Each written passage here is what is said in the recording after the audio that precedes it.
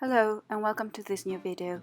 Today I'm sharing my process of how I make a pair of pull-on trousers. To make these I'm using a gabardine fabric which has a lot of stretch. I'm cutting the fabric against the grain line so it'll stretch sideways and not downwards. The pattern placement when making trousers is extremely important.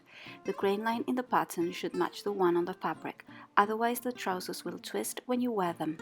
To make sure the pattern is placed correctly, this time I'm using pins instead of marking directly on the fabric. I cut my pieces and I'm ready to start. I first mark the casing by folding 1 cm inwards and then the 3 cm for the elastic. I'm doing this for the front and back. Then I'm pinning and sewing the part of the crotch. Do this for the front and back, facing right sides together.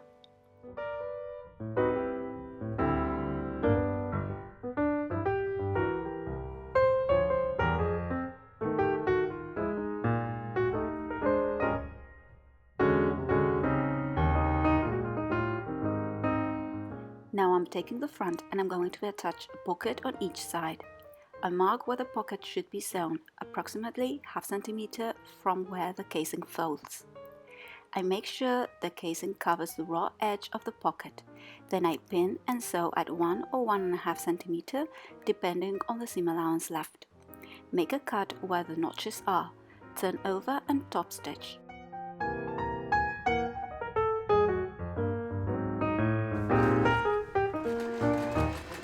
Then I'm taking the other part of the pocket and I'm making French seams to make these more resistant.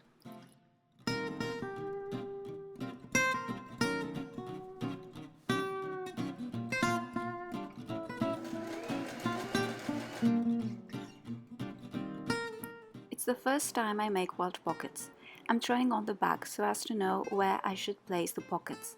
From the side I left 6 cm, 7 counting the 1 cm seam allowance. The pocket width is 1 cm. I'm cutting two rectangles, 16 by 25 cm, to make the part of the bag. I cut a strip 1 cm by 12 to use as a pattern and I'm tracing it on the rectangle. Make sure the top of the rectangle is covered by the casing. Put a couple of pins to hold the fabric in place and sew following the shape of the rectangle.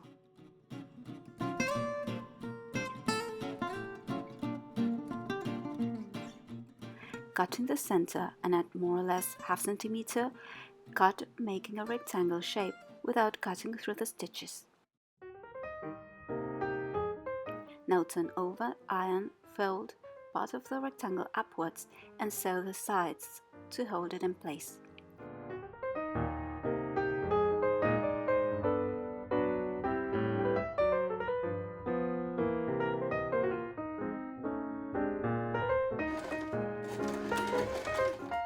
To make the bag, don't fold directly upwards but fold it like so that when you turn over, the raw edges will stay inside.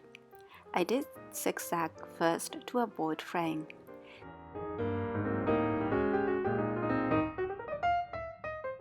Now with my clover tool, I'm pushing the corners outwards.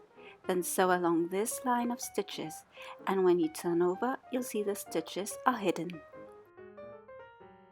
Now I'm making two buttonholes for the strap. From the center, I mark 1 cm to either side.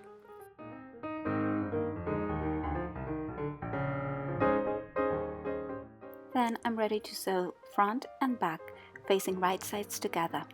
I was going to make French seams on the sides, but I think it'll be too bulky when folding the casing, so I cut ½ cm on each side. Then I sew the sides, crotch and inner leg and overlock.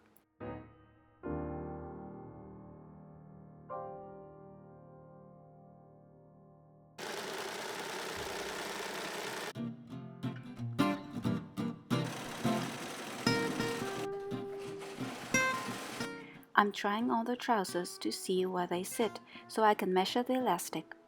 I sew all around the casing, but leave more or less 4 cm to insert the elastic.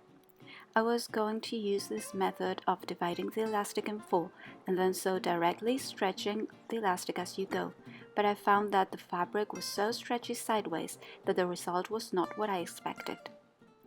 Now I'm pulling the elastic through the casing. I definitely need more practice doing this. Then close the opening I left.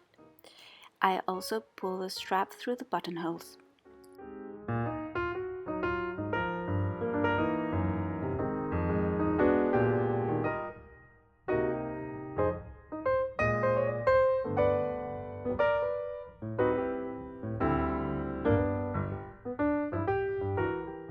For the hem, I fold twice, in total 2 centimeters.